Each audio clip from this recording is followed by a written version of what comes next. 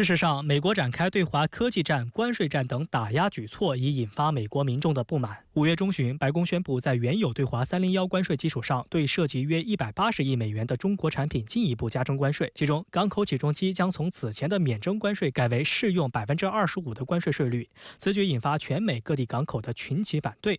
据彭博社报道，加利福尼亚州、佛罗里达州、南卡罗来纳州、德克萨斯州和弗吉尼亚州等多地港口上周致函美国贸易代表戴奇，明确表示中国的起重机没有其他进口替代，并要求取消有关关税或推迟关税实施。美国港务局协会负责人加里·戴维斯上周五在信中表示，征收关税只会导致负面结果，包括严重影响港口效率和吞吐量，干扰供应链，导致消费者承担更高的价格，进而影响美国经济。重竞争轻合作令美国人自食其果。6月28号，国家航天局向中国科学院移交共1935.3克的嫦娥6号月球样品。当天，美国国家航空航天局发言人费斯马可就表达不满，称中国与法国、意大利、巴基斯坦和欧洲航天局合作开展从月球背面采集样本的任务，但并未寻求美国国家航空航天局的参与。美国有线电视新闻网也在报道中表达美国团队的不满。对此，台湾时事评论员赖岳谦在节目中直言：“关你美国什么事？”关你美国什么事啊？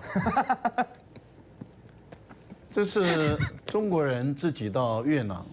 去开采回来的土壤的越南，然后中国人要怎么分配？你有你美国人说话的余地啊？坦白说 ，NASA， 你现在跟中国的太空总署比，你差远了，太空人都还接不回来。我们的嫦娥是准时准点到家。美国国家航空航天局局长尼尔斯恩此前还大言不惭地说，禁止和中国合作的沃尔夫法案不禁止中国免费分享月壤样品，更是被国际社会视为大笑话。太好笑！你有看过这种阿 Q？ 真的太好笑！阿 Q， 美国的知識分子，高阶的知識分子，竟然具有这种阿 Q 精神。他们不知道情何以堪。中国外交部发言人毛宁1号在回答有关提问时，也直指美国的自相矛盾与双标做法。中国政府对中美航天交流合作持开放态度。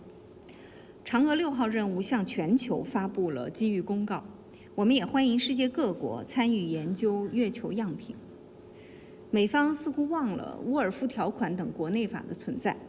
不知道美国的科学家和相关机构会不会被本国政府允许参与对华交流合作？当地时间7月1号，美国联邦最高法院裁定，前总统特朗普在涉嫌干预2020年选举结果的案件中，享有一定程度的刑事起诉豁免权。这一结果实际上为特朗普的大选之路扫清障碍。特朗普也在社交媒体上发文，称赞判决是一场巨大胜利。那么另一方面，由于在首场辩论中的糟糕表现，拜登正受到民主党党内的质疑，甚至欧洲盟友的巨大担忧。来看报道。美国联邦最高法院1号裁定，前总统特朗普在涉嫌干预2020年选举的联邦案件中，享有一定程度的刑事起诉豁免权，但因以私人身份采取的行动不享有豁免权。另外，最高法院并未界定何为公职行为，而是将这一决定权交给了下级法院。2021年1月6号，在美国国会清点总统大选选举人票期间，大批特朗普支持者暴力冲击国会，造成至少5人死亡。2023年8月，美国司法部特别检察官史密斯就特朗普与国会山骚乱的关联提出4项罪名指控。特朗普一直以享有总统豁免权为由，申请法院驳回案件，但华盛顿地区法院和联邦巡回上诉法院均作出不利于特朗普的裁决。今年2月，特朗普向联邦最高法院提起上诉。这项裁决是美国建国以来最高法院首次宣布，前总统在任何情况下都可能免受刑事指控。值得注意的是，美最高法院现任有9名大法官，其中保守派占多数，共有6人，其他3人为自由派，而保守派中有3人均由特朗普担任总统期间提名。而当天最高法院就是以6票赞成、3票反对的结果通过这一裁决。代表多数意见的首席大法官罗伯茨表示，总统虽然不能凌驾于法律之上，但行使核心宪法权利时不应受到起诉，其公职行为应享有推定的豁免权。不过，持反对意见的自由派大法官索托马约尔则表示，按照该裁决，总统在行使官方权力时就像国王一样凌驾于法律之上。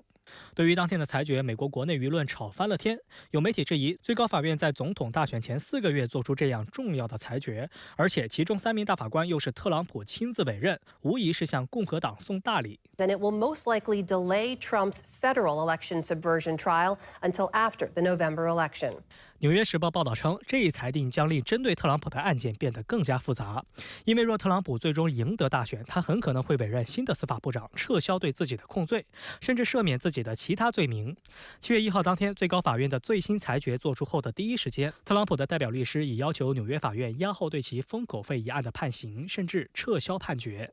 目前，特朗普有4宗官司缠身，被指罪名最轻的一起封口费案于今年5月被判罪名成立。而决定特朗普是否要吃牢饭的关键，在于7月11号法院对他做出的量刑结果。当天也正是共和党人正式宣布特朗普成为总统候选人的前几天。基本上已经暂时扫除司法上的一个障碍。在11月5号总统大选之前，川普大概不会再因为这个事件而进入法院。即便他之前有被起诉过。或是官司缠身，但是这些决定都被川普的支持者视为是政治迫害、司法追杀，所以每一次有这样的状况出现的时候，反而他的这个民意、他的支持度还有他的募款都会大幅的增高。裁决结果出炉后，特朗普欢欣鼓舞，在社交媒体发文，不仅趁机批评了拜登、奥巴马一众人等，还宣称是美国人民的巨大胜利，并再次喊出他的经典口号 ：“This is a big win for our Constitution and for democracy. Now I am free to campaign like anyone else. We are leading in every poll by a lot. And we will make America great again.” 而美国总统拜登发出警告称，这一裁决开创了危险先例。This nation was founded on the principle that there are no kings in America. Each of us is equal before the law. No one is above the law, not even the President of the United States. With today's Supreme Court decision on presidential immunity, that fundamentally changed. For all practical purposes.Today's decision almost certainly means that there are virtually no limits on what a president can do. Now the American people have to do what the courts should have been willing to do, but will not. The American people have to render a judgment about Donald Trump's behavior. 当天，白宫法律顾问办公室发言人在一份声明中称，正如拜登总统所说，没有人可以凌驾于法律之上。值得注意的是，在白宫的这份声明中还特别强调，我们需要像拜登总统这样尊重司法，不会破坏司法体系的领导人。不过，就在1号记者会结束之际，发生尴尬一幕，有多家媒体当场追问拜登为何对选举依然有信心。拜登并未回应，而是转身离去。